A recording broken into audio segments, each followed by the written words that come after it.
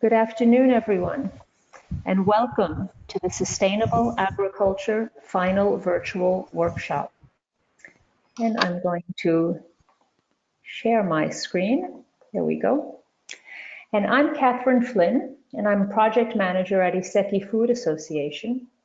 And with me today is Line Lindner, my colleague at ISEKI, and also our co-organizers from the University of Bologna, and that is Maria Letizia Fiorovanti and Alessandra De Cesare. And the workshop today is the culmination of a 4-month competition where student teams from around the world have prepared a project addressing a specific challenge in sustainable aquaculture. And this competition is managed by ISEKI-Food Association through our affiliate, the European Food Star. And the competition is part of a series of competitions, and the series is a part of the Next Food project. This is a project that is focused on participatory and action-oriented learning in sustainable agriculture and forestry.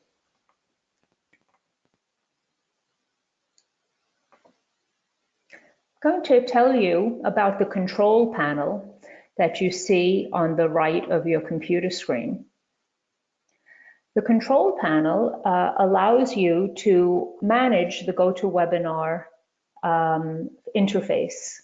And you see that there are several buttons, including a place where you can post a question, a red arrow where you can minimize the panel and then see the speaker's slides or the speaker's face more clearly. You can also, what can you do there? You can control your audio, and you can raise your hand to ask a question, and you can mute or unmute your microphone. I remind everyone that this webinar is being recorded, and for the attendees, your microphones are all muted. And during the question answer, we will unmute them if you have a question.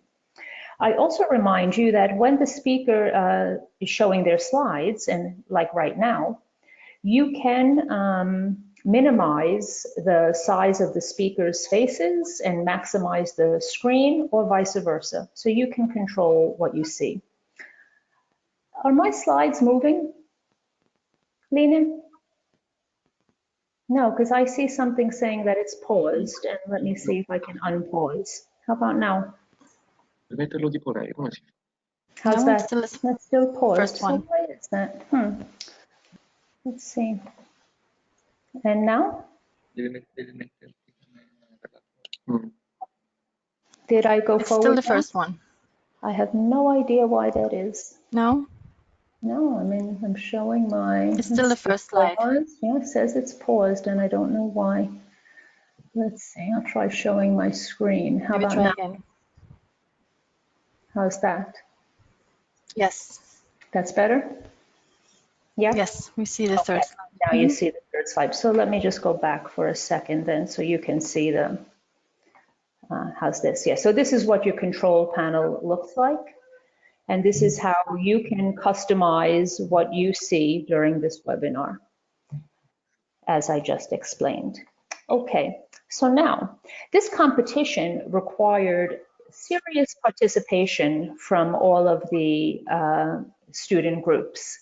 And part of this participation was attending a series of webinars, and you see them here, an introduction, a webinar where students presented, a webinar where industry presented, students suggested topics, they had a project review, they had a webinar on soft skills, and now here we are today in number 7, the final virtual workshop. And students today will present their projects that address the question that you see in the green box.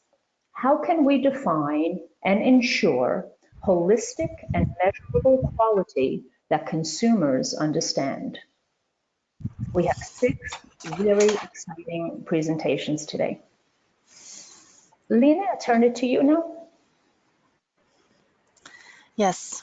So I will briefly give an introduction to our student competition for those of you who are not familiar with it. The overall purpose of the competition is for students to present a project aimed to identify a solution to a problem. Teams that have been participating in the competition have designed, developed ideas, tools, and actions to solve a problem that Catherine just explained on a real industry-based issue with a solution that is doable and applicable in today's industry, and that may also be of interest to the food industry and to the food chain. Each team has had 3 to 5 master students and a faculty mentor attached to their team.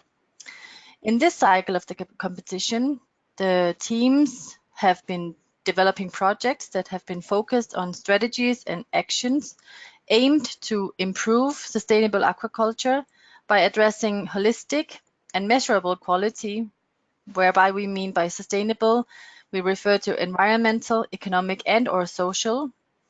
Measurable may be qualitative or quantitative, and quality may refer to the process or the product. All teams have been working since February independently on the development of their problem and its solution. We've also had a scientific board. We already met in October in Bologna, and it has 7 members.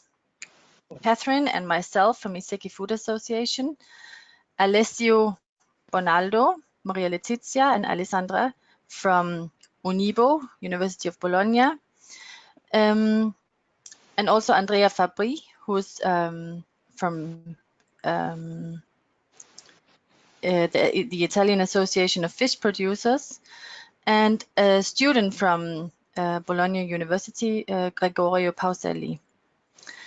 The scientific board will find a winner, and the evaluation of the project is based on 4 categories, 4 issues. First, on the project. Here we have evaluated the originality of the project, the match of the project to the competition aim, the innovativeness and the potential exploitability of the project. We've also evaluated the written report that the student team submitted on the 1st of June. Here we've evaluated the clarity and the overall quality of the written report, but also the PowerPoint slides that they also submitted with the project. Here we have evaluated the clarity and the overall quality of the submitted presentation. And now during the virtual workshop, we will be evaluating the clarity and the overall quality of the oral presentation, but also the responses to the questions. So this we will be doing during the final workshop right now. You can go on to the program, Catherine. So the next 2 hours until 3 o'clock, we will be listening to the team's presentations of their projects. We will begin with the first team. It's the team name is called Food Future Science Leaders. They are from Syria. They will be presenting a project on future of sustainable aquaculture in the light of environmental pollution.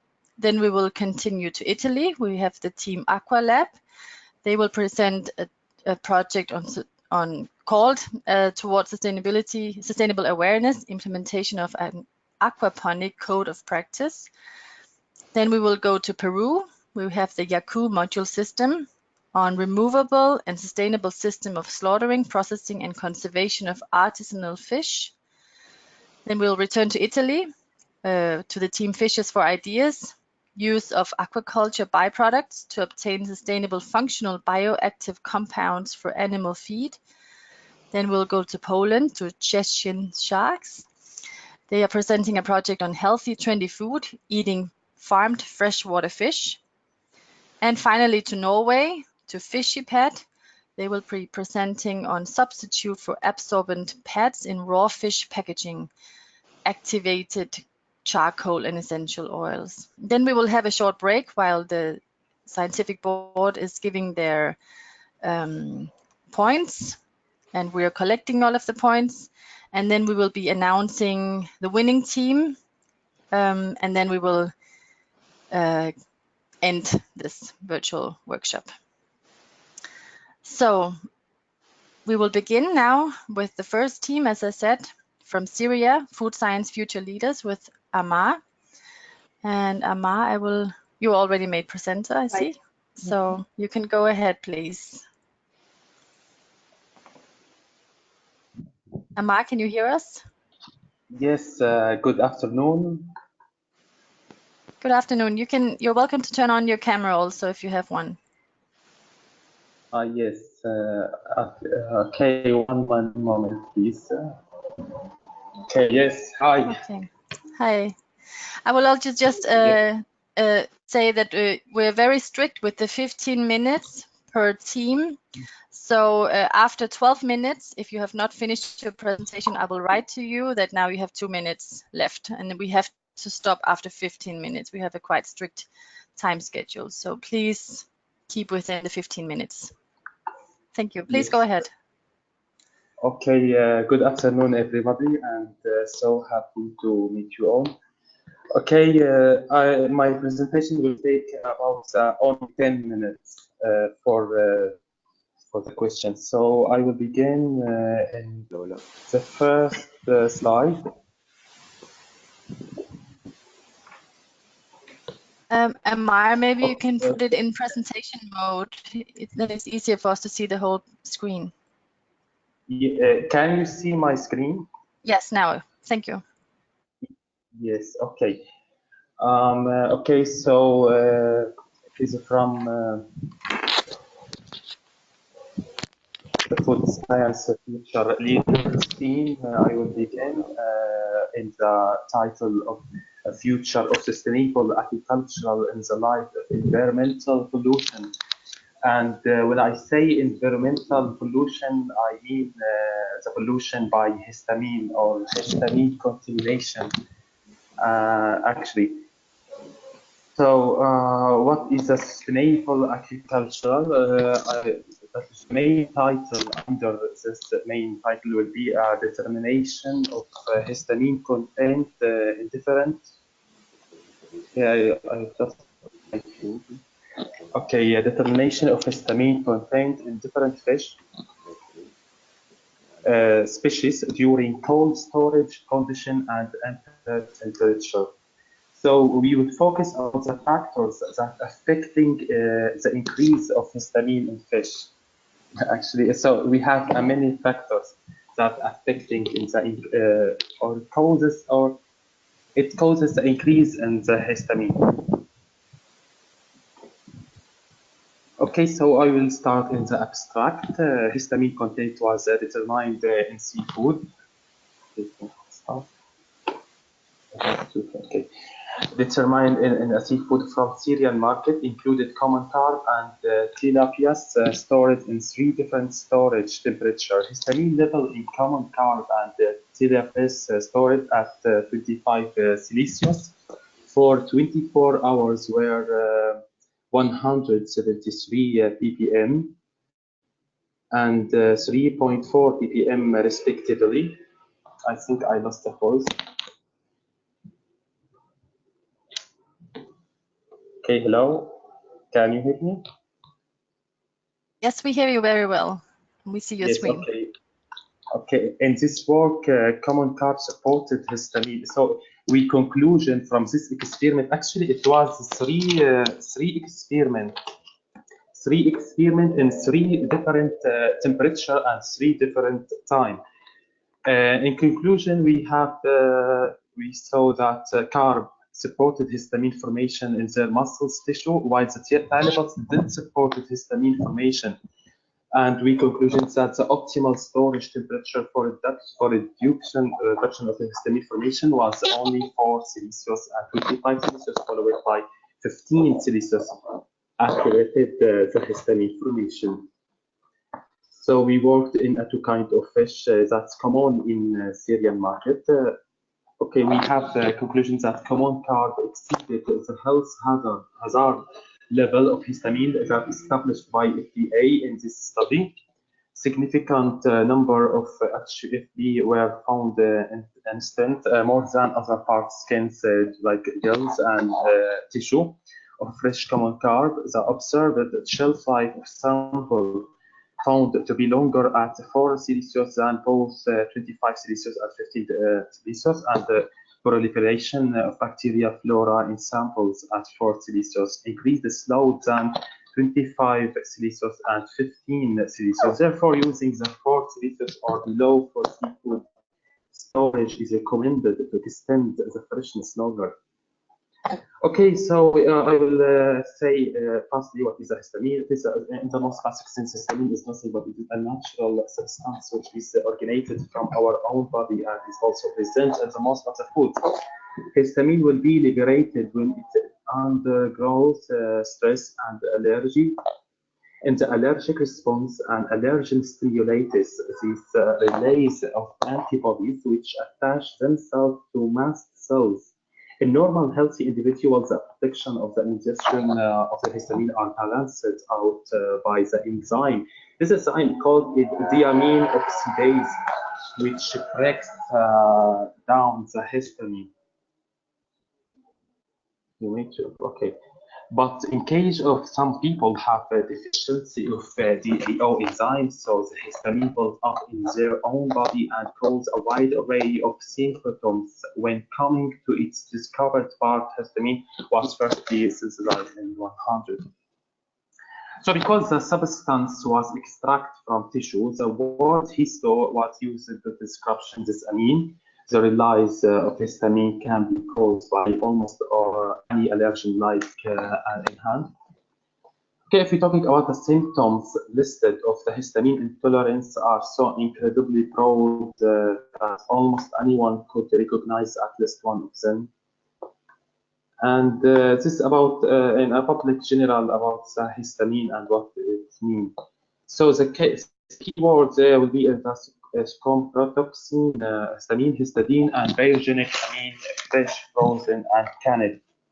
And now I am talking about how to the main object of this project. The first thing we have the determination of histamine in fish after hunting and during storage at the different temperature, and how to control the histamine in all stages of manufacturing from fishing and during supply chain to marketing.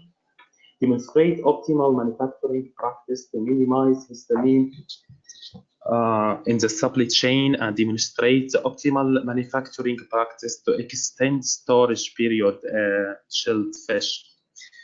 So in general, when we're talking about the strategy of the project, in general, dark fish mussels contain higher level of histidine in a comparison to white fish mussel. The length of time and temperature in which fish are stored are extremely influential on the level of bacterial growth and subsequent histamine level in the fish, correct identification of fish, and appreciate handling and storage measures to reduce the risks. The best way to keep histamine at minimized to ensure proper temperature control. In some cases, low levels of histamine may already be present in the fish when we receive it. The enzyme can be active refrigeration temperature, freezing may inactivate. Okay, the forming bacteria. So on board practices, the control of histamine, how can we control histamine? The fish can be chilled with ice, slurry ice, or mechanically refrigerated seawater. The amount of ice used or temperature, the ice slurry or refrigerated seawater, the size of the fish, and the amount of the fish added to the slurry of refrigerated seawater if the fish has been gutted. Most of the head will be removed from the fish during the initial cooling stage. A large fish will cool much more slowly than small fish. Okay, for large fish, more time is required to transfer the head from inside the fish to the surface. And a large tuna that are not excreted before on board chilling should be chilled to intentional temperature about 10 Celsius or less within 6 hours of this.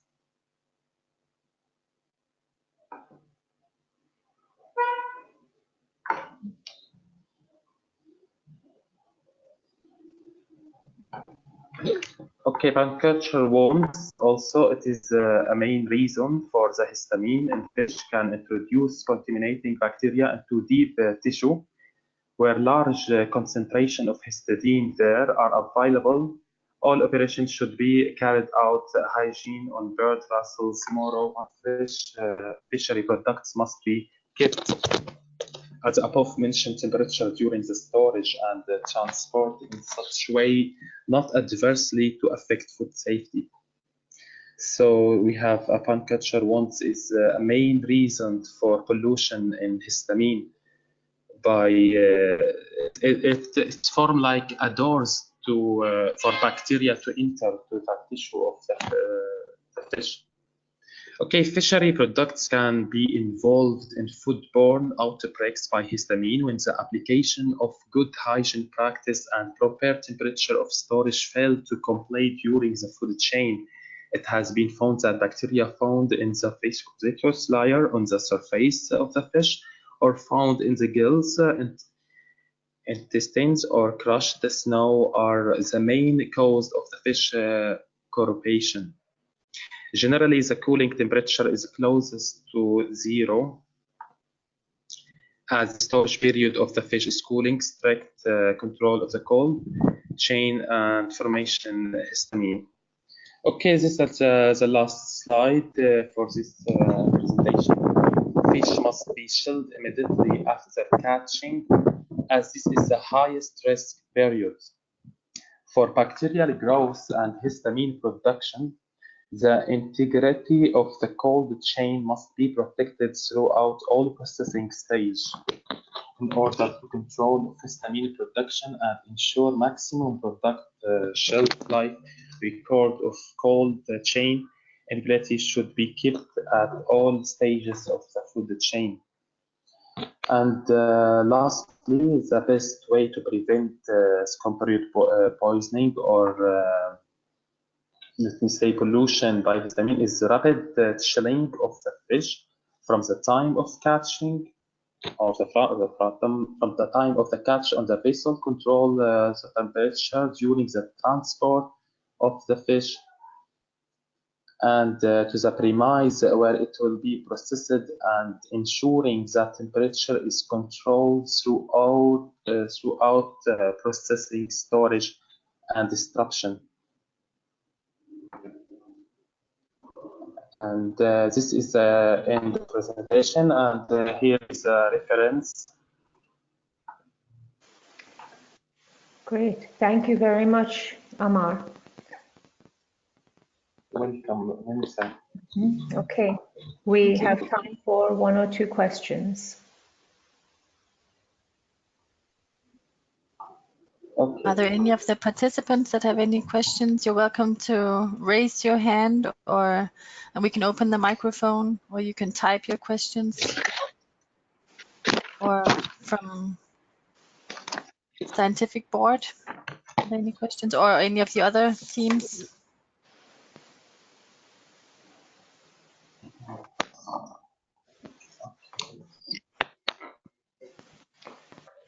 Amar, I will ask you a question. You focus on histidine. Can you tell me why this is a crucial amine to focus on in the fish in aquaculture?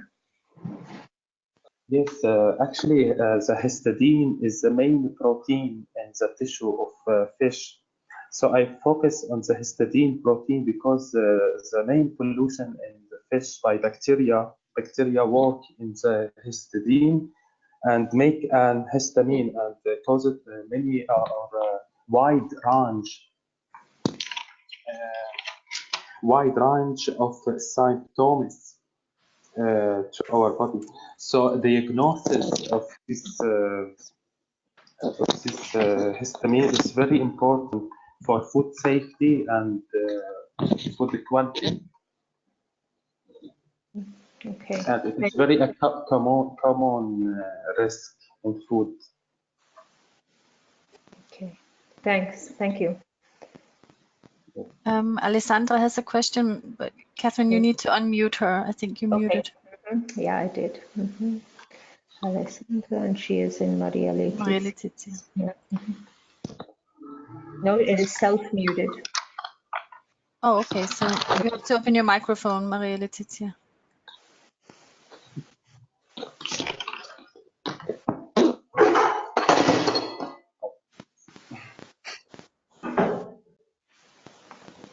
There you go. Now it's open. Go ahead, Maria Letizia. Okay. Amar, thank you for your presentation. I was wondering if you are aware about the number of human cases due to this high level of histamine in these fish species, at least in your country, I mean official data or even unofficial data. Yes. Yes, actually, this problem, in general, let me say that histamine depending on our bodies. So some people have sensitive about the histamine, and some people don't have that sensitive. And in the last year, we have many cases of the histamine. It's called so it is a common risk in food. Okay, let me just Okay. Okay. Lena, I think we have to go on to the next. Yes. Thank you, Amar. We have to go on to the next presentation. Okay, Yes. thank you very much. Okay. Thank you. Bye. Luigi is ready. Okay. I will make you presenter, Luigi. Okay. Yes, one moment. Mostra. Devo pigiare. Do you see the presentation? Great. We see Yeah. your presentation. Okay. Please go ahead. Okay.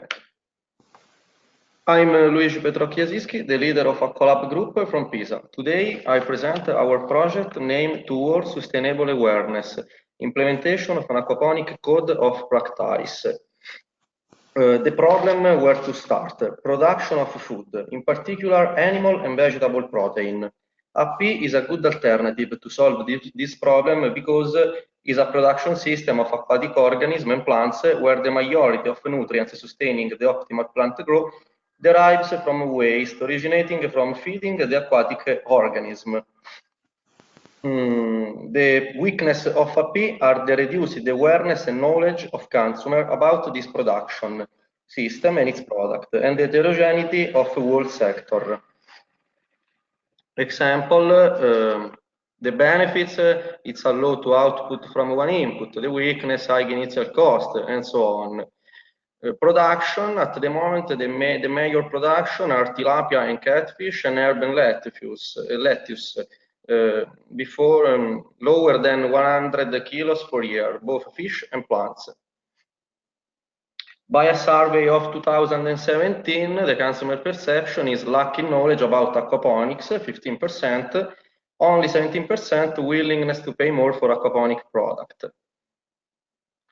Current aquaponic consumer, age between 55 and 16 years old, income bracket from 3 and 4,000 euros a month, represent the 16% of the total. Aim of our project, developing a code of practice for aquaponic product, to measuring quantitative and qualitative feature and communicated them to consumer, enhance the commercialization. Our project articulated in three steps, and is based on four main topics. In order are sustainability, animal welfare, traceability, and food safety. Each point is expressed by a specific indicator. Example, sustainability indicator. More than 15% of energy must come from renewable sources, like solar and geothermal energy, wind power, hydropower, and waste heat. Example, the aquaponics company Brin in Spain has used solar energy and waste heat since 2010. Another, less than 14% of water can be replaced during a whole cycle. This is important in order to save water, an important resource. And this is a realistic value because a modern system have a high degree of water reuse, like 95-99%. High retention level of nitrogen and phosphorus, example. Product carbon footprint and water footprint must be calculated with software that producer they can freely choose. In order to circular economy, our project encourage the use of recycled material and the recycle of any biodegradable material. Waste, example, waste. Use solid waste to obtain compost, which can be used to fertilize plants instead of chemical fertilizers, or cleans water waste with a natural technique named phytoremediation. In the end, prefer local fish or seedling in order to limit the CO2 emission related to transport. So, animal welfare. To maintaining a high level of fish welfare, we must monitor water parameter. To set this parameter, we consider the needs of fish, plants, and bacteria. Example, oxygen dissolved at least 8 mg/liter, although in literature is common to find value ranging between 4 and 6 mg/liter. Temperature, the range from 18 to 13 Celsius degree. pH from 6 to 7.5, ammonia, nitrate. Traceability. Traceability is an important point in this project. Traceability is achieved through monitoring production, data, and store, and maintaining upgraded supplier list. Food safety is another important point. Food safety. AP is a sustainable system, but does it respect food safety? Depend. If you adopt UV or other technique of water sterilization, other technique, example, ozone. If you monitoring biotic contaminant like bacteria, and to reduce employment of chemicals, pesticide, herbicide, and other. Certification logo. The CP is communicated to consumer with a certification logo and support the producer's logo, like organic producers. This logo is represented by CBREM and lettuce leaf and a pair of hands. And our slogan is sustainability on hand, in order to remember the circularity. This image, remember the circularity. Step 2, NECAP. NECAP is a network of European commercial aquaponic producers. NECAP is a web platform in which producers upload production data. But companies requesting the certification are subjected to a preliminary audit, during which full implementation of standard must be achieved. Once passed, the company are certificated and will be audited yearly. Companies are certificated going part to NECAP. And in NECAP are a lot of data that we use to smart label example.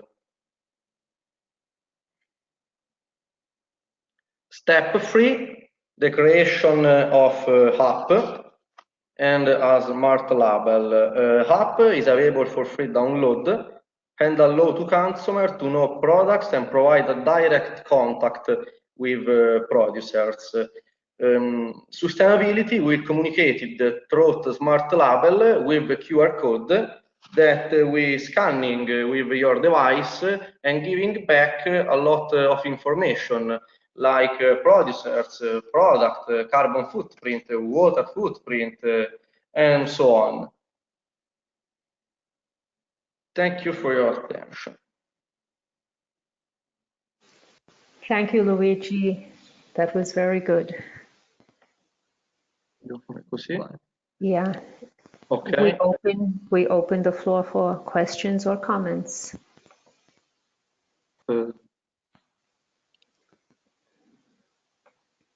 There aren't any comments. Oh, there will be. We wait a minute. Second.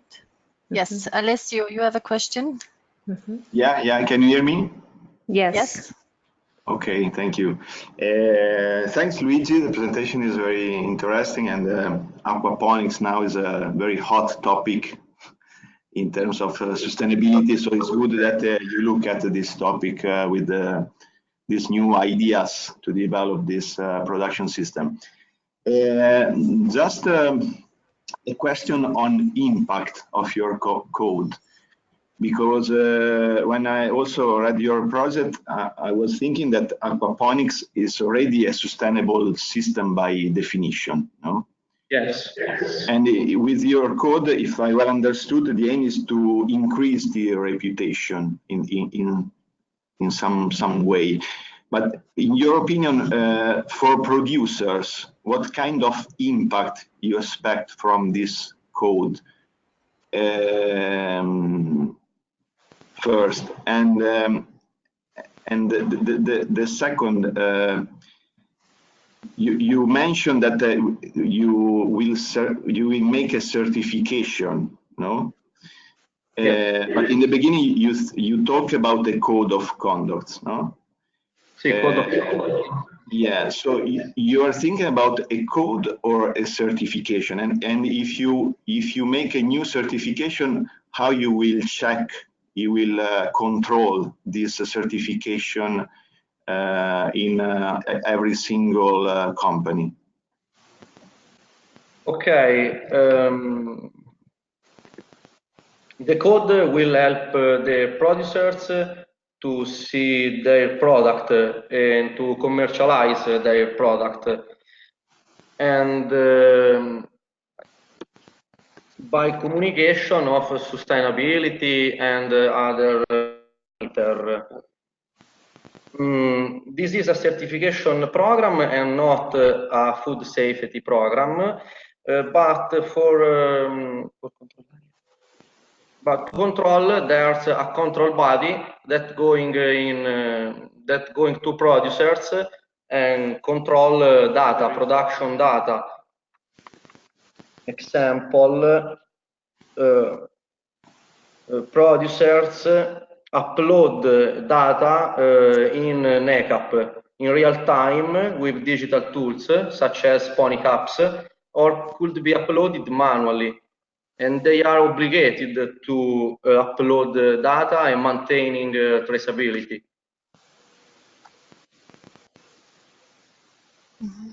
Okay? Yeah. So what do you expect that, for example, it would be possible to sell more product or to increase the price of products or what? Yes, I expect that improve the commercialization of this product, fish and vegetable, with improvement, the commercialization, improvement, the producers that have a point of reference in this certification program. Because at the moment in Europe doesn't exist a similar system. There's a similar system in USA since 2006, I think, or 2017. And 16 or 17, I don't remember. Okay, thank you. Is there another question from the audience for Luigi?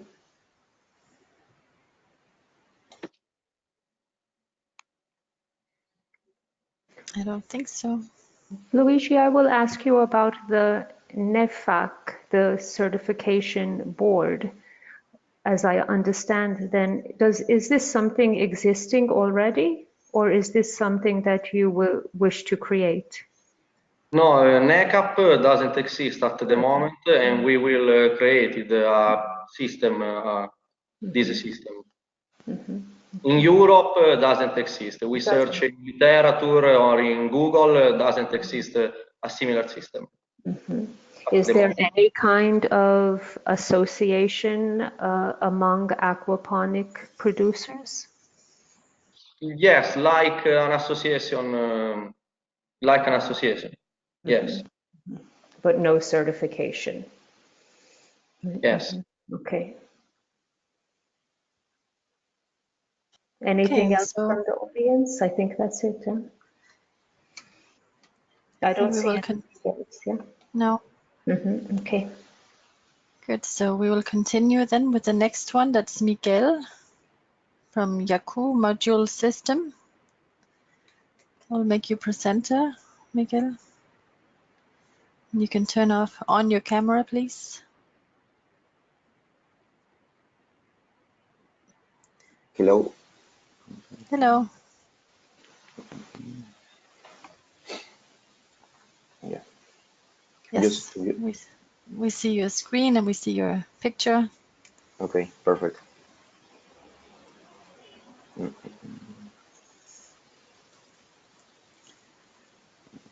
Yes, perfect. Please go ahead.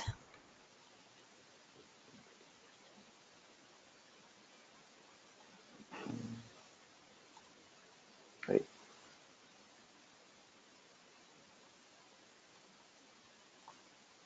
Okay. Can you hear me? Yes, we see and hear you. We see your screen, also seeing the slide that's coming and your notes. We see all of that. Yeah. Maybe can you make where we see on, and it's hard to do that, where we see only your screen. Oh yeah, that helps. Yeah. Yes. Okay. Okay, that works. Okay, perfect. Hello, well, my name is Miguel Malnati from Lima, Peru, and from the Universidad Agraria La Molina, and I present Yaku system, that is a removable and sustainable system of slaughtering, processing, and packaging for fish farm.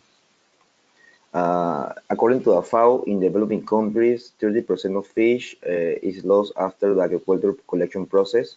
So our principal problem is the fish loss.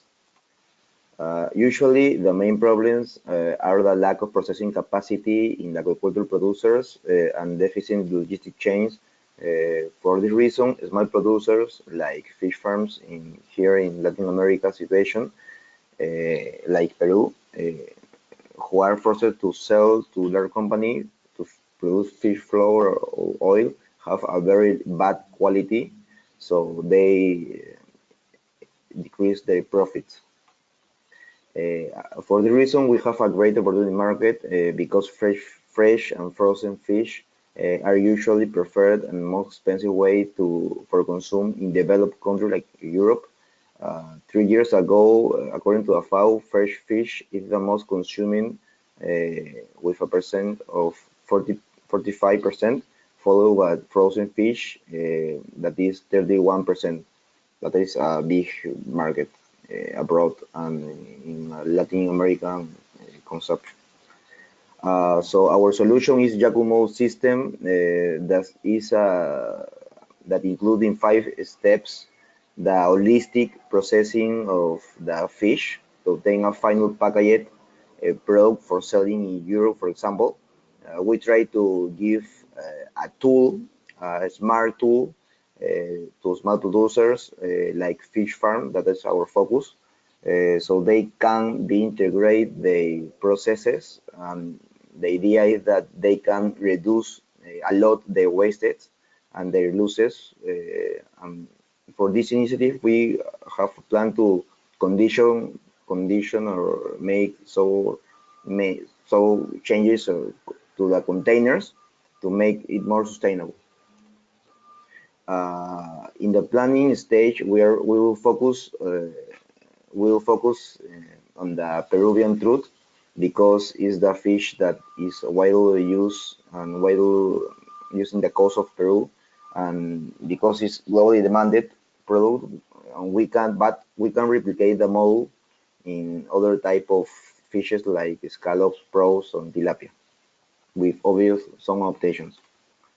In Peru, the main region that produce truth are Puno and Huancavelica, but we can find in other regions like in Ancash, that is very near to Peru. So we decided to do here the pilot. You can see the agriculture supply chain where fish farms don't have a processing process integrate in the fish farms. Our idea is to give an additional to give some modifications in this supply chain in the local market and give some tools to the fish farms to improve their quality and the final product, reducing the value chain to the direct sale or exportation. You can see some pictures of the processing of the agriculture in Peru. That is our model to have the idea of some process. So we can see that we can use the process of fillet and cut of the head of the tail to the slaughtering of the fish, and then we can pack it in a innovative way that we can explain after. And you can see that all the processing is manual and they use a lot of people in the operation. So the Yakumo system steps are the following: that is stunning using flow ice and natural extractive, the slaughtering process, the eviscerate, the washing, and finally the packaging process. We have detected that in the first step of stunning is the most important because maintain the optimum quality of the fish. But currently, the techniques in the fish farm that we are visiting use an electrical stunning that cause a lot of stress, level of stress in fishes. And the idea is that we can preserve the quality of these fish that then we can process in the line. So our model, we try to optimize the method of stunning use based on the immersion of truth in a liquid ice solution that incorporate natural extractive, and then we can reduce the stress and have a better quality. And with the packaging technology that we can introduce, we can have a better fish, a better packaged fish. According to the conservation process, first we develop a frozen presentation so we can test the model and then in the second step of research we can plan to scale a fresh presentation because we have now edible coating based of essential oils that have a good results. So we can try to introduce that in the model to have a commercial taste. Obviously, we try to do the conservation technology according to the exportation process that is around 25 days to Europe. So we can simulate first in Peru and then we can do the real scenario. To the first presentation after the processing, it will be covered with an edible coating, as I say, that avoid mainly the rancidity of the fish in the time along to the proliferation of the bacteria. What else? So, well, our strong points in the packaging fish with Yaku is that the product have a good presentation, maintain the quality, mainly omega-3 that we can evaluate in the lab scale. The most important for us is to give support to the aquaculture producers. In conclusion, the main advantages to the Yakumo system is to increase the productivity of the fish farms, improve the product quality, that is important, decrease the handling of the truth during the processing because we can give automatized tool to the fish farm to decrease the level of manual operations, reduce the human efforts and the wastes, improve the biosecurity for the use of machines or tools. And the second most important is that increase the competitiveness of the fish farm that now don't have any tool. We first analyze the European market to see the great opportunity of the future business model, and we analyze that Italy, Portugal, and Spain have a good consume per capita of the fish, so it's a good market. We then analyze the price evolution, and we see that Europe have a good price compared if we compare according to the Latin American context. And we have a lot of insights that, for example, that in Europe the consumption of fish per capita is 25 kilograms per person. That is very big comparing to Peruvian context. And the most important presentation is fresh fish and frozen fish, so we are aligned to the context. Our team is composed by Francisco Salas, that is our professor, and for food science master students, that is Janet Javier, Tomas Elias, and Miguel Malnati, the team leader.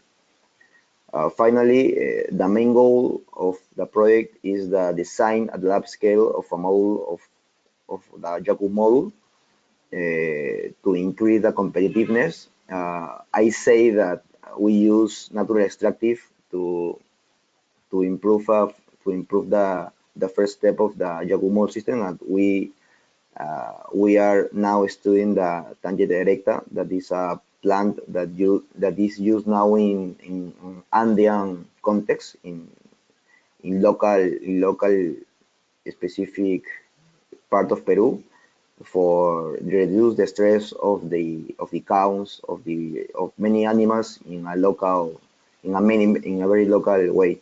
So our focus is to make this natural extract, and then have a frozen presentation, and finally, in the second stage, we'll taste the Yaku model system in the Agraria fish farm, and then in the final step, we go to the Aquapalca farm to make some tests with fresh presentation and using the edible coating that now have implemented. Finally, about the fish farm of Aquapalca that I say before, this is our pilot that we choose to work with this fish farm located in Ancash, because now we are talking with him. They have an annual production around 500 tons of truth, and with this production they have to maintain all the family. So and they sell directly the fresh fish to the market, and they have now problems about the food waste and short productivity, because they use all the family members to processing the fish, and when they have a lot of production, is not very scalable. So our idea is that Yaku model system could be an alternative today. Thank you for your attention, and well, thank you. Great. Thanks very much, Miguel, for a very interesting presentation. Thank you. So we have a question from Andrea Fabri. Great. Please go ahead. Okay, thank you, Miguel, for your presentation. It was very interesting for me. I'm talking from the point of view of fish producers, and I'm very interested on the welfare aspect. You talk about slaughtering, and my question is that you talk about natural compounds in the ice slurry to reduce or to minimize fish stress. Could you explain better this point? And small question, second question. I saw you have done analysis on the potential markets of aquaculture Peruvian products, but why you don't have also thought about the potential of to increase or to the Peruvian internal market? Thank you. The second question is about why we don't focus in the local market. Yes. Okay. Yes. First, about the first question, that is why we don't about the natural extractive. Now the aquaculture sector use that is the electrical stunning, and includes electrical stunning technique for have the stunning of the fish, but the fish meat is don't have the same quality, because research, a lot of research that we read say that it cause a lot of stress and decrease the level of the meat. So our alternative is the use of this plant that is Tangered erecta, that now is used in a local way in Ancash, that is a region in Peru that have a lot of animals. Now use the Tangered erecta extract, but not in the industrial ways. It's only in the artisanal way. It's an Andean secret that this plant reduce the stress of many animals that they need to kill to have the meat. For example, the cows. For example, some chickens. So it's a natural secret that I can say. We need to study this secret in a scientific way for introducing in the production. And the second question, very quickly, is why local market? No, the first stage we are planning to using a Copalca farm that have a very local market, and then we can scale up to the exportation. So the idea is that Copalca farm that is that have a big potential but not have tools. They can improve the productivity and have the production first to the local market and then to the exportation way. But the research is based on the exportation market for basically the simulation condition. But the real condition is in the local market with a Copalca farm. Thank you, Miguel. Okay, thank you. Sorry for my English. Thank you very much. That's fine. Good. So I think we have to continue. Yeah. With the next team. Thank you, Miguel. Okay, so the next team is Fishes for Ideas from Italy, Riccardo. Hello, can you hear me? Hello. Yes, we hear you very well. I will make you presenter. Now, can Great. you see you also? Okay. Yes. Hello. We see your screen also. So you just have to turn on your presentation. Andrea, can we turn your picture off? Can you see the PowerPoint presentation? Yes. Okay. We see it very well. Just a moment. Okay. Can I start? Yes, please go ahead.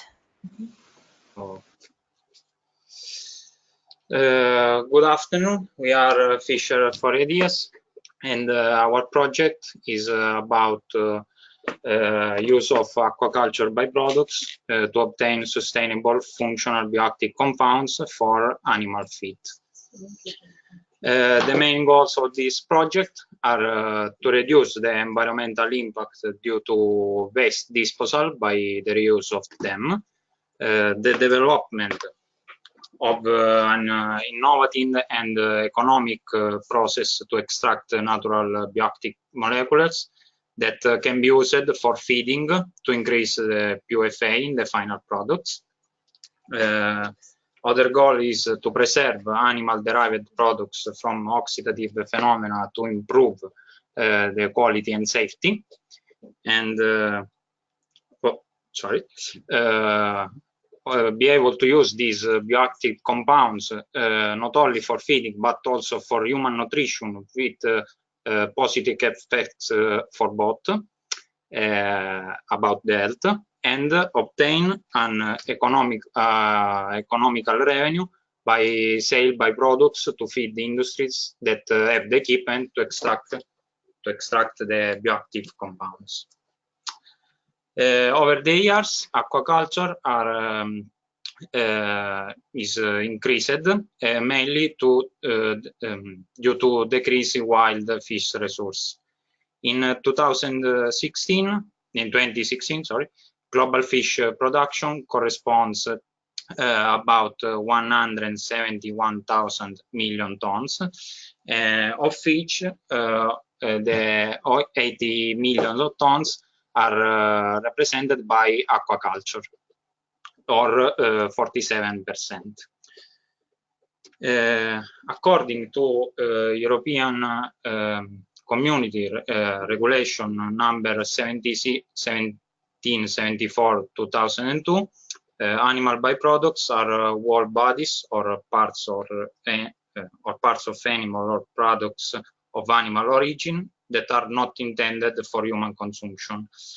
Byproducts deriving from fish products processing belong to category 3 of this regulation and are represented by frames, heads, viscera, trimmings, belly flaps, skins, or blood. In a study conducted in 2015 in Scotland, around 1,700 tons of Atlantic salmon were produced, and the byproducts deriving from fish processing amounting to 76,052 tons.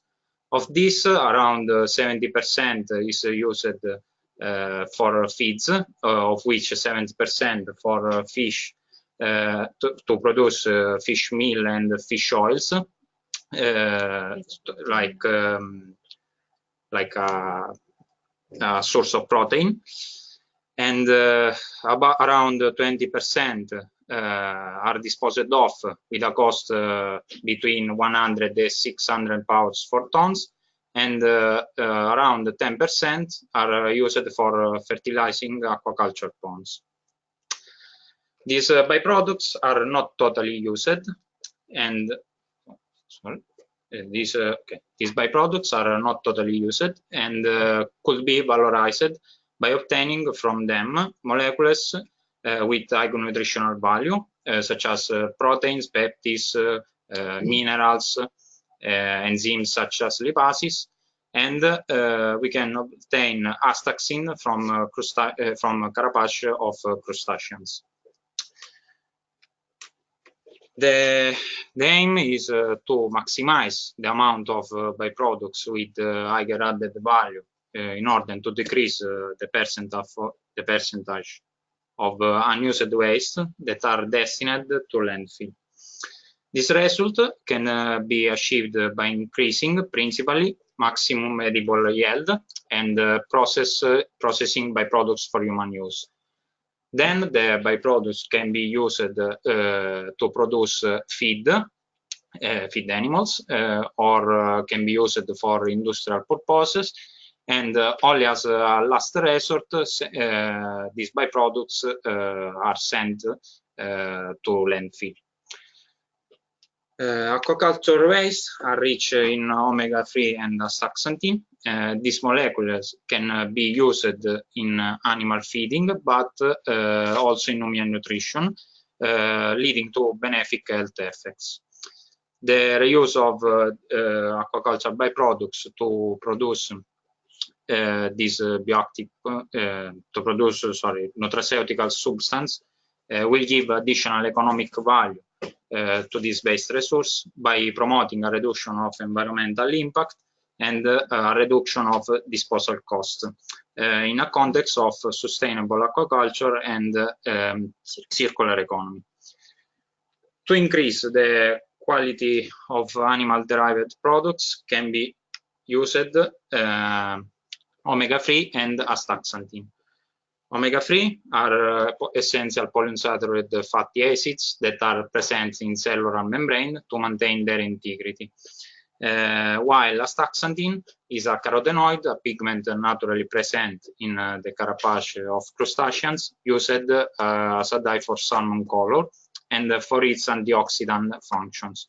It stabilizes the long-chain omega-3 fatty acids by its antioxidant activity in food products and in controlling the oxidation of cholesterol. Furthermore, EPA and DHA are useful in controlling heterogenetic process and the development of embryo, fetal, and neonatal brain. The most important omega-3 are EPA, that has a anticoagulant and anti-inflammatory effect, and DHA, that is essential for brain development and function, reproductive function, and retinal integrity and visual function. To extract these molecules, there are many techniques that use organic solvents such as dichloromethane or acetone, methanol, or chloroform. But the growing interest in nutraceuticals has led research to use alternative extraction methods to traditional chemical methods, such as supercritical fluid extraction, SFE, technique that is characterized by high solvent power extraction, selectivity, and non-toxicity, suitable to be developed for the pilot scale production of astaxanthins from Peneus monodon waste. About omega-3, lipid extraction is characterized by high solvent power extraction, selectivity, and non-toxicity. Supercritical fluid extraction in fish oils show that this technology is attractive in conventional process to obtain oils rich in PUFA. The reuse of byproducts will have innovative implication on circular economy through the reuse of byproducts to produce bioactive compounds will be achieved a reduction in disposal costs and added economic value, have impact on environmental sustainability through the reduction of environmental impact deriving from the disposal of these byproducts, and have an implication for supplements for human nutrition, because the omega-3 fatty acids are adjuvants in physiological control, in the physiological control of the heterogenetic process, and have a structural function for brain development. While astaxanthin has an antioxidant function for preserving omega-3 integrity. Finally, the project proposes a reuse of aquaculture waste to produce high nutritional value molecules through sustainable extraction techniques in order to create a further source of income.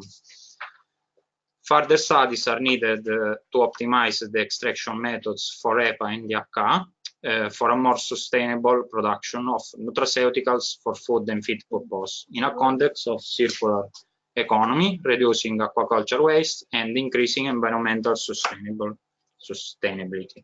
Sorry. Thank you all for your attention. Great. Thank you, Ricardo. Thank you. That's very, very good. Be open to questions or comments. Yes. Andrea, Fabrice, you also have one. You can. Yes. Thank you, Ricardo, for your presentation. It's very important now to have this kind of approach of circular economy. you talk about two type of compounds. One is fatty acids, that we know a lot of things and their potential effects. But I'm really interested on astaxanthin, not only for the nutritional value, but also for the characterization of his activity as pigmentant is very important. Is a very important organoleptic aspect that the market requires. So I'm very interested if you have make some evaluation how to reach these exoskeletons of crustaceans, how to go and catch them to extract the astaxanthin, because could be a very important issue, because you know that there are some movements related to the don't use of astaxanthin as a semi-synthetic or synthetic astaxanthin. They would like to have organic or natural compounds, and so this is very important for me. Have you some idea how to make an economy system to collect this astaxanthin from exoskeleton of crustaceans? Thank you. Yes.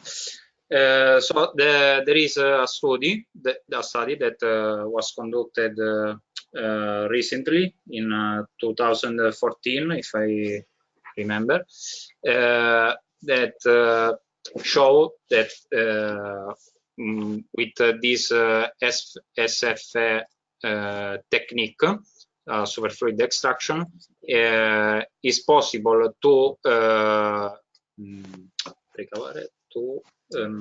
obtain a 97% of astaxanthin from the Peneus monodon waste. So is possible to start a farm of this species to produce to obtain astaxanthin from their carapace. Okay, thank you. Good. We have another question from Alessio Bonaldo. Yeah, can you hear me? Yeah. Yes. Thanks, Ricardo. Very interesting presentation. No, I was just wondering if you evaluated the possibility to use these compounds for humans, like to make pills or some products for humans, given the positive effects also on human health of these two molecules. Yes. Okay. Our project is about talks about how to obtain bioactive compounds like omega-3 or astaxanthin. We focused only on a quality aspect that we can find on the final product, because we obtain from waste these bioactive compounds. Then these molecules can be reused in feed and to increase the quality of final product with omega-3 that is taken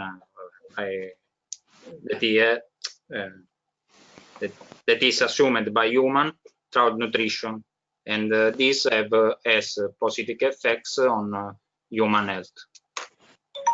I hope that was clear.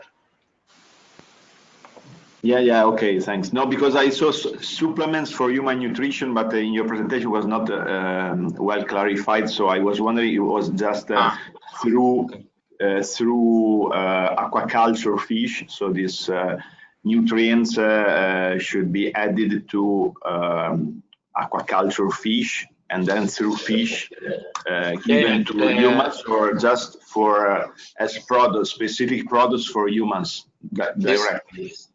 These ingredients, these molecules can be add on the feed animals, also on the in pet foods or aqua feeds or livestock feeds. Okay, okay, thank you, thank you. Okay, I think we better move on, Linnea. Thank you, Ricardo. Thank you very much. Thank you.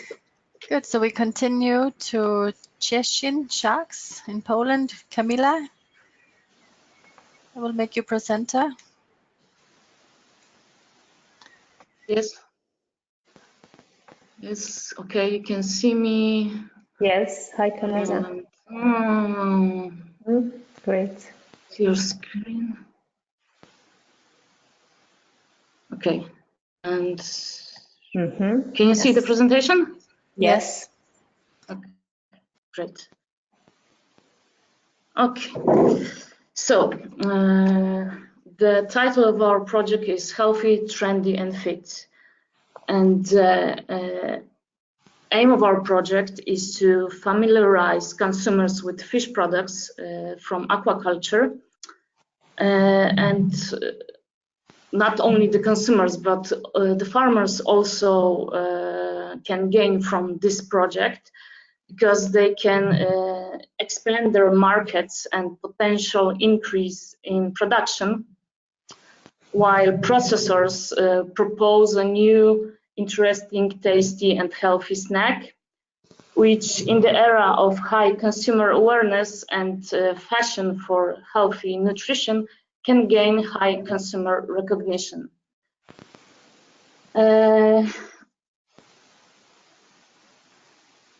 Our motto is healthy, so we are going to indicate the added value of omega-3 fatty acids and easily assimilable and digestible high-quality proteins. Trendy, as a large part of society likes to eat crispy snacks, whether at meetings with friends or while watching movies. And all people in all age groups like to munch on something, so the high variety of people can choose from our products. And Fit, by creating tasty product and increasing its nutritional value, will encourage the consumers to choose fish derived food. That will enrich their diet with unsaturated fatty acids and valuable proteins. So thanks to adding the fish meat to the snacks, we can introduce a tasty and healthy alternative to the junk food that people consume during watching movies and on parties, as I said before. And it can set a new trend in people's lives as more and more consumers pick healthy food nowadays. And we can see it in Poland quite good, because for a couple of years we are on the healthy obsession trend. So the aim of our work was to develop the cold extraction technology of cereal snacks, the reminiscent of traditional salted sticks with addition of full value fish meat delivered from farm fish. We also did a trial version of crackers to show that this technology can allow producers to prepare different kinds of healthy and fit snacks. We use the whole meat from farmed common carp, Cyprinus carpio, and the reason for that is that this fish is really popular in Poland, but mostly during the Christmas season, where during only 2 weeks it is being sold. In that time, around 90% of annual production of this fish is being sold. So it's a huge project here in Poland. That is approximately 16,000 tons of fish that is delivered all around Poland. And thanks to our products, the request for common carp could to the whole year. And additionally, common carp meat is full of nutrition, omega-3 fatty acids, as well as high-quality proteins. The common carp that we used was obtained from Dolna Odra fish farm. It's a fish farm that's being run by one of our professors from the fisheries studies. And it was transported to laboratory after 7 hours. After washing in running water, the fish were beheaded, gutted, and washed. And after cleaning, carcasses were placed on perforated tray and left to drain out. After that, carcasses were passed through the drum separator that you can see on the photo and cleaned throughout in the screw separator.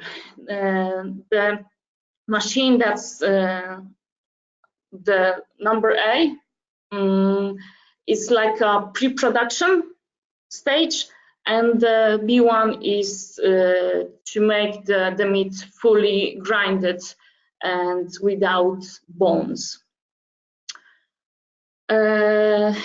Mechanically, the boned fish meat was washed in running water for about 10 minutes, and then the water with geosmin was removed in basket centrifuge. Geosmin is an organic compound that gives the fish this earthly flavor and aroma that not many people well, some of the people don't enjoy this kind of smell. It's also appearing, for example, in beetroots. And all ingredients were mixed and crowded throughout the pasta extruder that's on the bottom left picture. And after extruding, the sticks were baked in electric oven. We made 5 types of sticks. The first one was the control with 0% of the fish meat.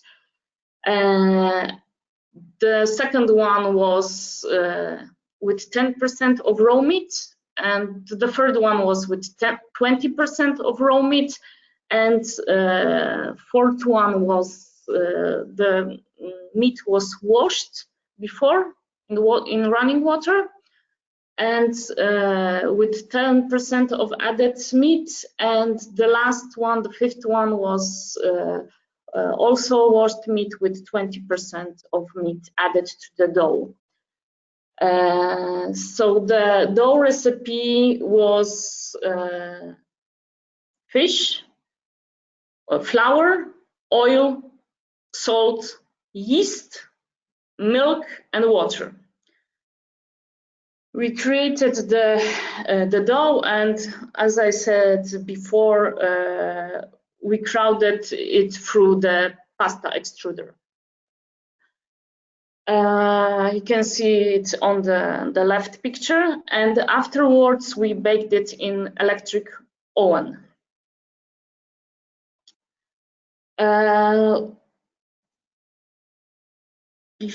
In the preliminary stage of the research, it was found that optimal addition of fish meat to the dough is 20%.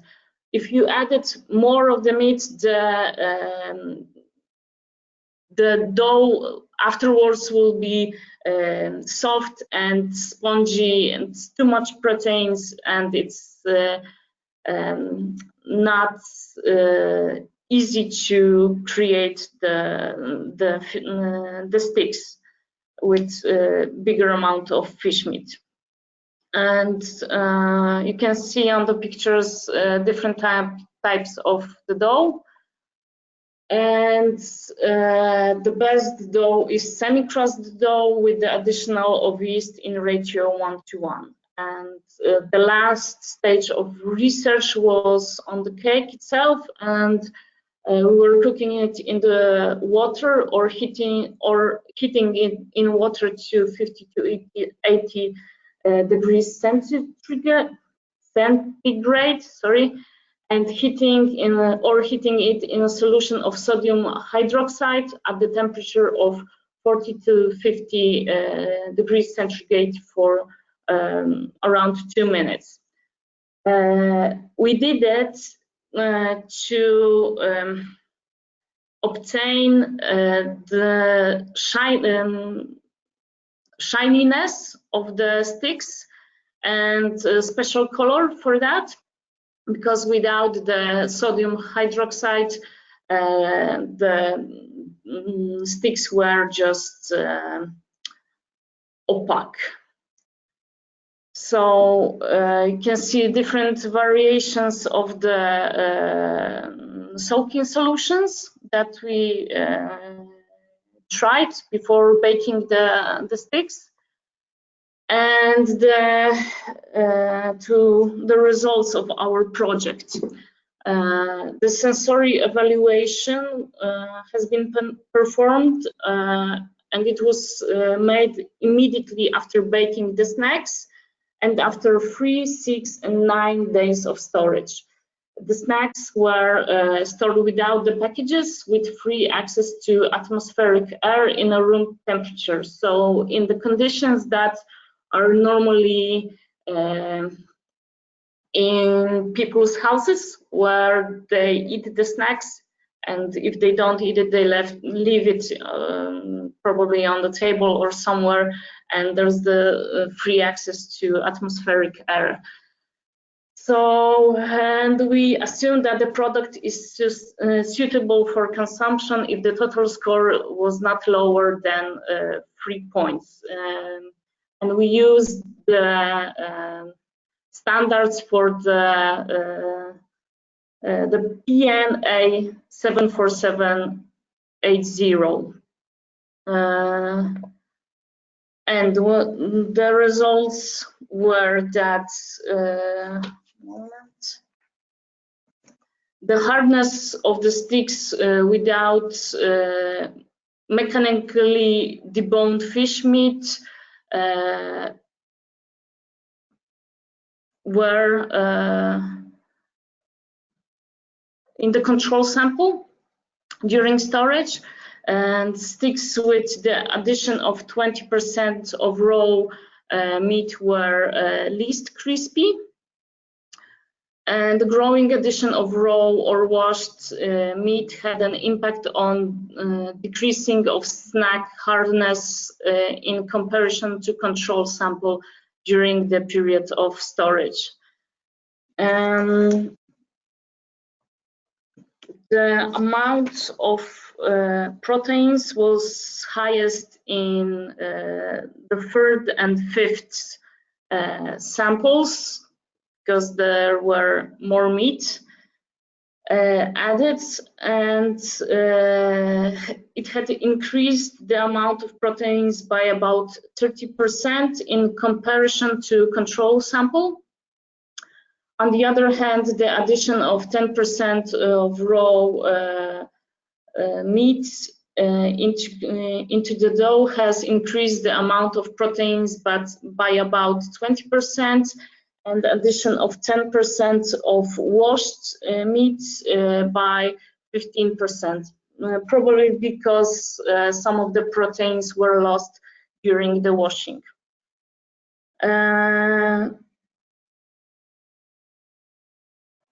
The content of EPA and DHA in the baked snacks was highest in the 3rd sample. Again, this might be due to the fact that the compounds had been washed from the meat by the water. And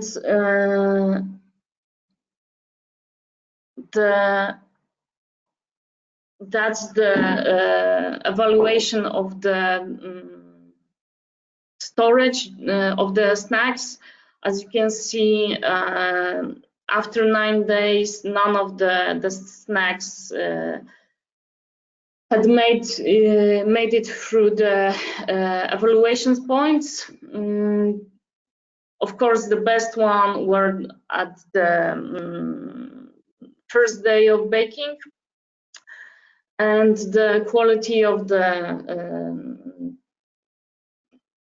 snacks decreased with time, and the evaluation has been made on 28 students, and we gave them an analyze to write down the results of their feelings about the sticks. So we think that this project might help not only the consumers, as they will get an additional good quality proteins and highly unsaturated fatty acids in their diet, but also it can increase the production of the fish for the fish farmers, and the producers can increase the amount of production and have a higher income in the future. We have to thank you, Camila. Okay, I'm finished. That's okay. Thank you. Perfect. Yeah. We have one short question from Maria Letizia. Great. Okay, Camila, thanks a lot Yes. for your presentation. I became really hungry. Me too. A very simple question. Just to know if you have made, or if you know if are available, some market surveys about the possible acceptance of these fish snacks, this kind of products by the consumers in Europe. I know that in Poland, some of the producers are interested in kind of solutions, the fish producers, because for them it can increase their visibility on the market. And as I told you in the beginning, there is a high demand of the healthy snacks in Poland. So I think that's, and I can see that all around the world, you can see a high awareness of consumers, what they eat, what kind of quality of food they are eating, where does it come from. So if they can get some healthy snack that is produced from the sustainable aquaculture, it's a win-win for situation for everyone. So I think that the producers might be interested in the whole Europe, I think maybe even the whole world, to adapt this technology. Okay, I know that also. Just a quick thing. I know that one of the professors from Krakow is having a project very similar to ours, but she's not using it the raw meat, but she's making extraction to fry it in deep oil.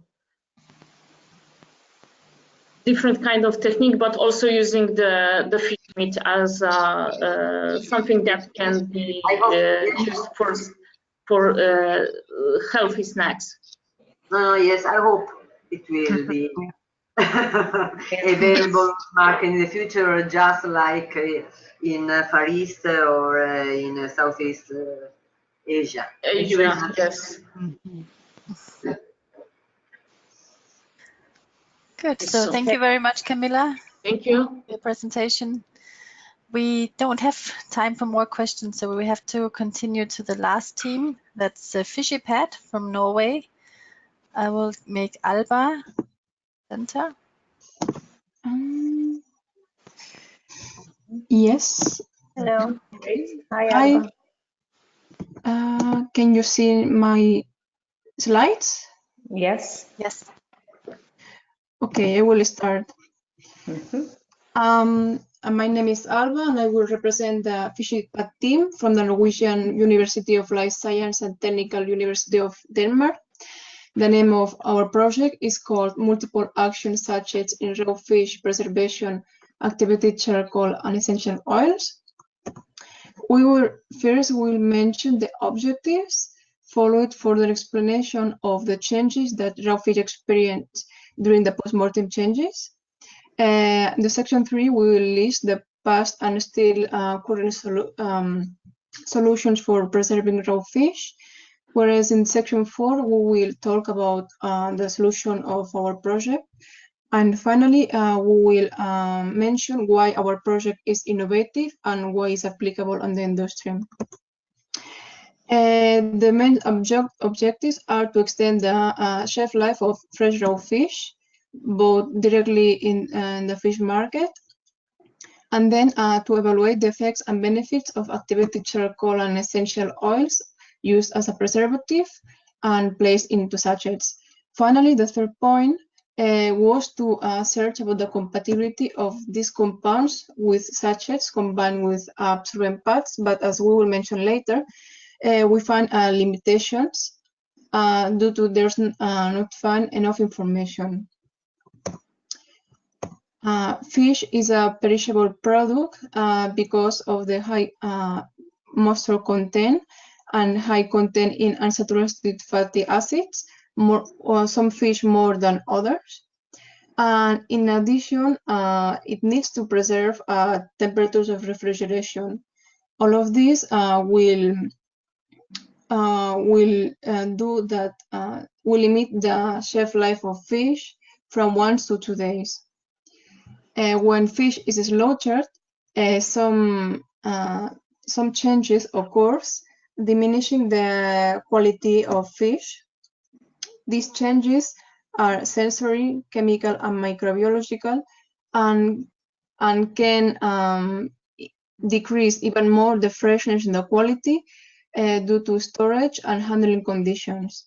What first consumers will notice are changes in flavor, color, texture, and also they will see fish oxidation from the packaging, which is unpleasant. All these changes will therefore spoil the product, and the mechanisms of this spoilage are 3: enzymatic reactions, bacterial actions, and chemical reactions. The enzymatic reactions, in the enzymatic, what happened? In the enzymatic reactions, it will produce bitter taste because of the hypoxanthine production once glucose on fish muscle is finished. And also enzymatic reactions will start the decomposition processes. The action of bacteria is found by bacteria naturally found in the skin, in the gills, in the intestines, that will produce 3-methylamine and ammonia that will give malodorous on fish and also decoloration of the flesh. In addition, primary aminos will be produced, causing food poisoning. Finally, in the chemical reactions, especially affect in fatty fish because of its high content on unsaturated fatty acids, which these lipids will be oxidated, giving a rancid taste. For many years, freezing, canning, smoked fish, and by modifying atmosphere packaging has been used for preserving raw fish. However, one interesting method by using activated charcoal found in 1994 was about impregnating this activated charcoal with 3% of silver together with other salts on raw tuna. And this results on a preservation for 7 days stored at 5 degrees. However, it doesn't seem that activated charcoal has been really exploited for fish packaging yet. And our project, we studied activated charcoal and extracted essential oils as active compounds, specifically cinnamon and oregano, and as essential oils of interest. We designed a packaging system we called multiple action purpose for the fact that these active compounds have multiple effects on fish. These compounds are placed in sachets combined together with absorbent pads. Activated charcoal is an organic compound and is processed by burning wood without oxygen at high temperature from 954 to 1010 degrees, resulting the activation of this charcoal and removing volatile compounds. The main characteristics are to be black, porous, non-toxic, having an amorphous structure, and is very known for its multifunctionality. The main specific effects towards fish is that acts as absorbs the odor and absorbs the oxygen, inhibiting the aerobic bacteria.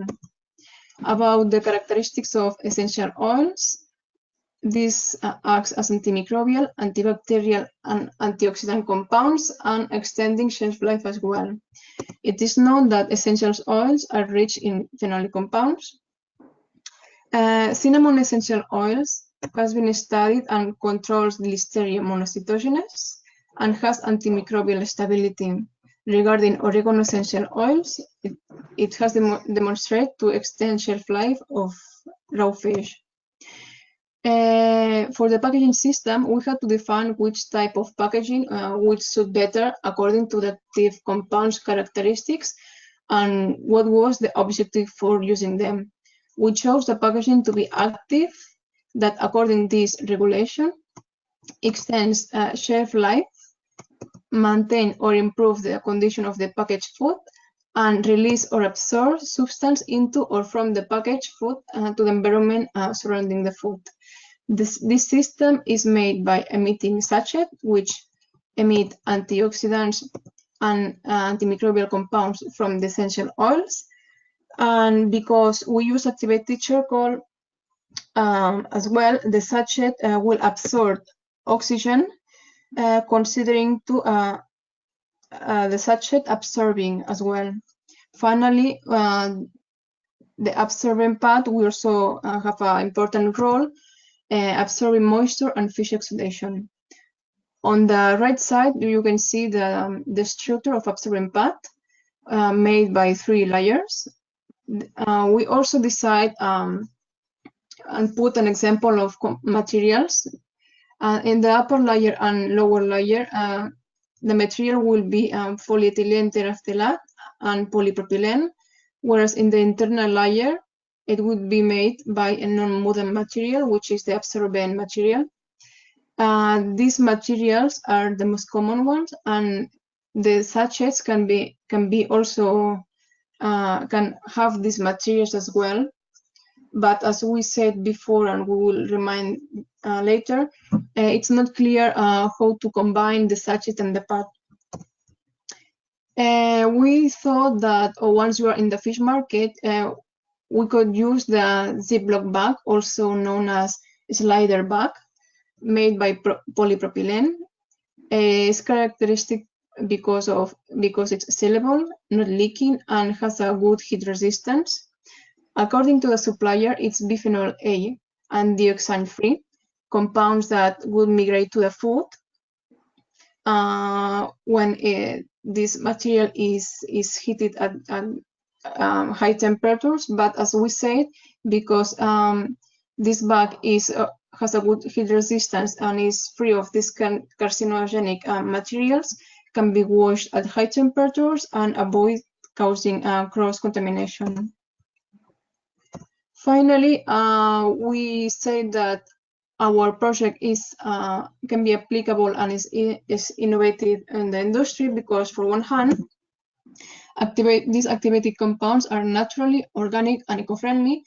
And going further with the activated charcoal, there are studies about using agricultural waste by using charcoal.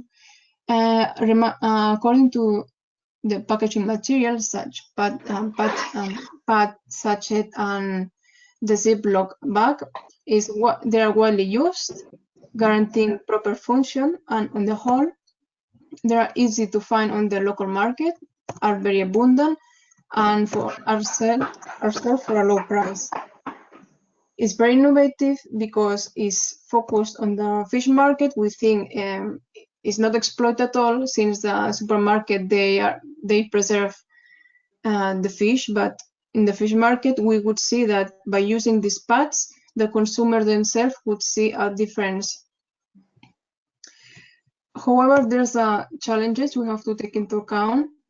There's little documentation about how to combine sachets and pipes and what are the designs. And also, activated charcoal is not really studied on fish. And also, how activated charcoal and essential oils works together. And the last important is we couldn't find concentrations regarding activated charcoal. Finally, we would mention sustainable alternative apart from the materials we exposed, like platinum silicone bags, which are made of sand and are 100% recyclable, and gelatin biofilms, which are totally organic. Thank you very much for your attention. Thank you, Alba. That was great. Really, thank you very much. We have a question. It is from Andrea. Yes, please. Okay. Please go ahead. Yes, thank you for your presentation, Alba. Extending the shelf life is very important objective to achieve from fish farmers.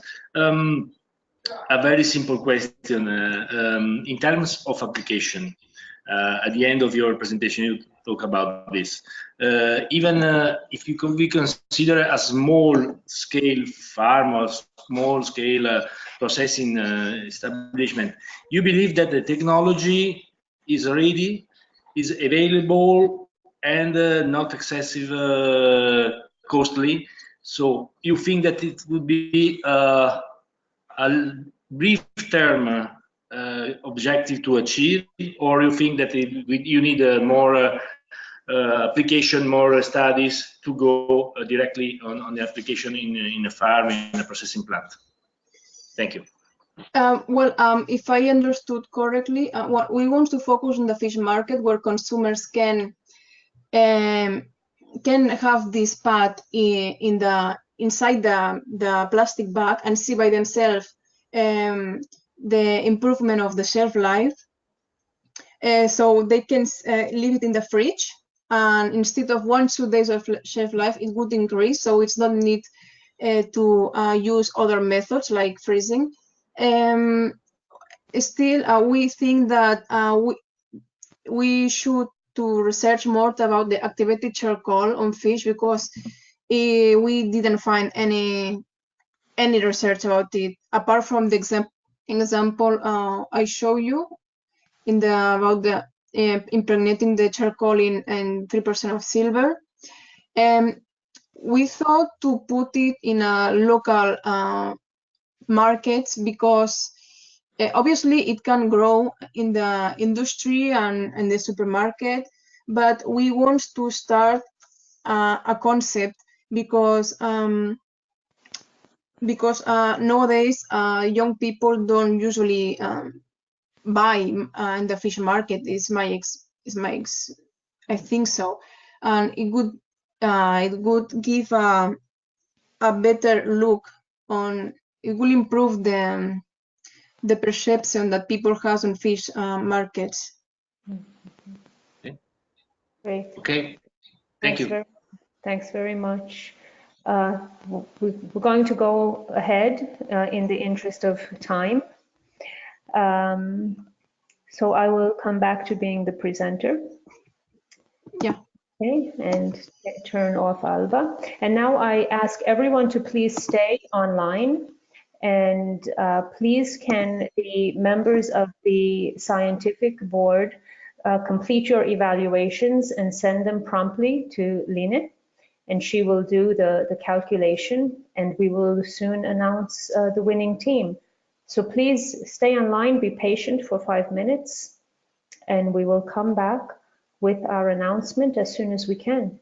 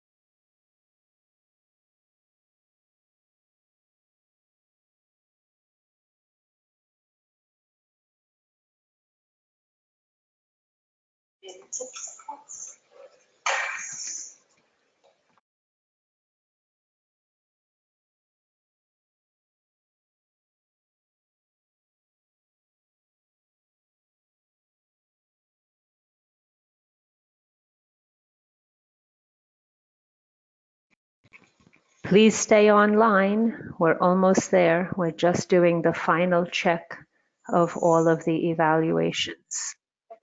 So please don't go anywhere. 2 more minutes.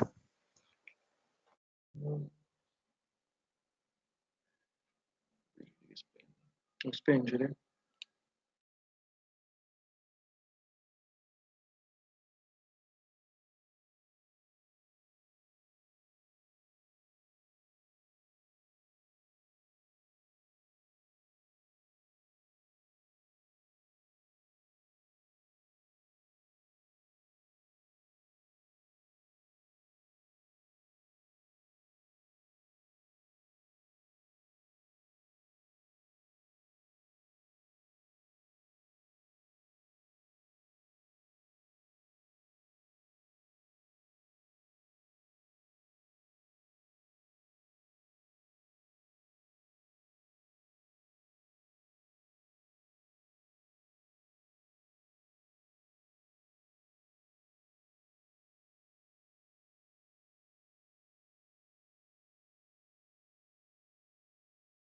Si sente? Che dici, dovremmo accendere? A parte ce lo diranno, eh. Ah, ci sono l'audio. Sì, ce lo diranno di spengere?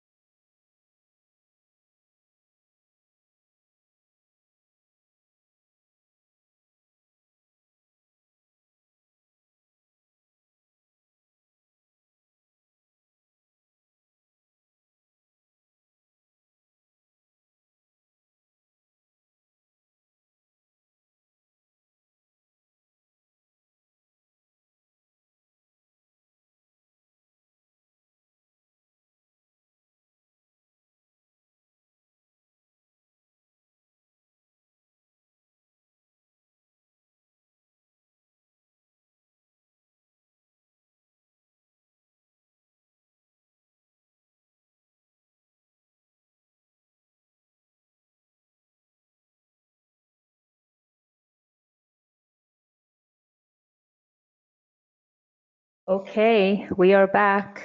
The tally is completed. Can everyone hear me? Can someone answer so I'm sure that I'm online? Yes, we hear you, Catherine. Okay, great. And you see my screen? Yeah? Yes. Okay, good. See, then it pauses, this stupid thing. Yeah, okay.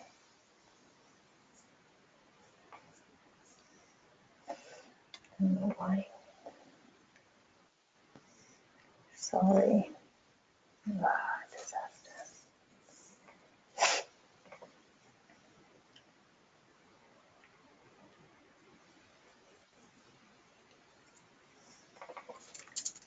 Sorry, I lost the presentation.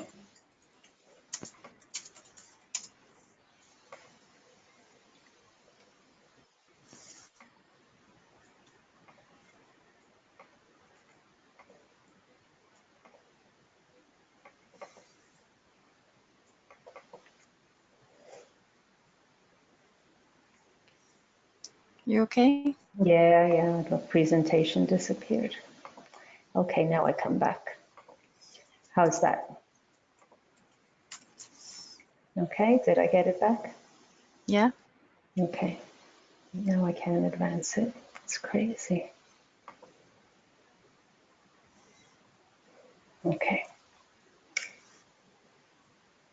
Okay, finally where I want to be. Sorry for all this tension as we're ready to announce the winning team. 1 minute to say that all of the teams were excellent. All of the effort in this competition really made us, the organizers, incredibly proud and happy. The teams put a tremendous amount of work from day one until the very last day today. And the results were really close, and we had to double check and triple check to be sure that we had all of the numbers correct, and we did, and the winning team is Aqualab.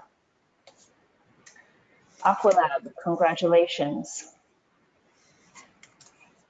And I again can't advance my slides. And so we will have a certificate for the winning team and also a certificate for all of the teams.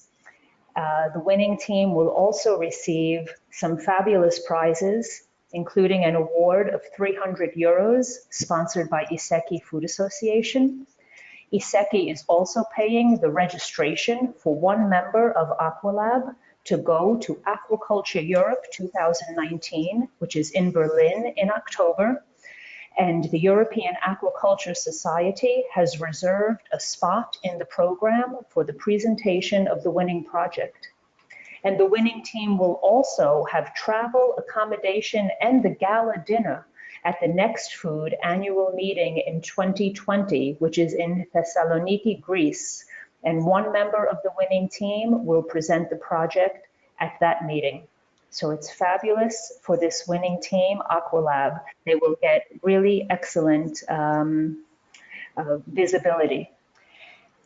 And again, this, okay. And now, can you see this last slide about cycle 2 of the sustainable supply chain in agriculture and forestry competition?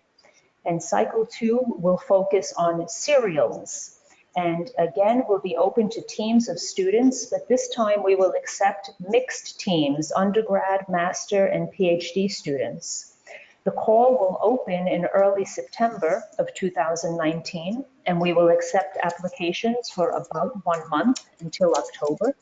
The teams will work for 3 to 4 months until December or January, and that's when the final virtual conference will take place. So it has been fabulous. I'd like to ask Maria Letizia or Alessandra to say a word or two as our excellent co-organizers in the Sustainable Aquaculture Competition. You're welcome to turn on your camera, Maria Letizia, also. Please. Okay, yes, we are here. Okay, Alessandra is going to speak for both. Yes. On behalf of all the colleagues from the University of Bologna, I'd like to say that it has been a pleasure to meet you and work with all of you. And our feeling is that you basically all won, because first of all, you accepted the challenge to be involved in this activity, also from outside the European Union, and this made us very happy. And then you work hard both on the project ideas and on the presentation, and we have been surprised about your competence, care, and also wish to make something really good out of your project.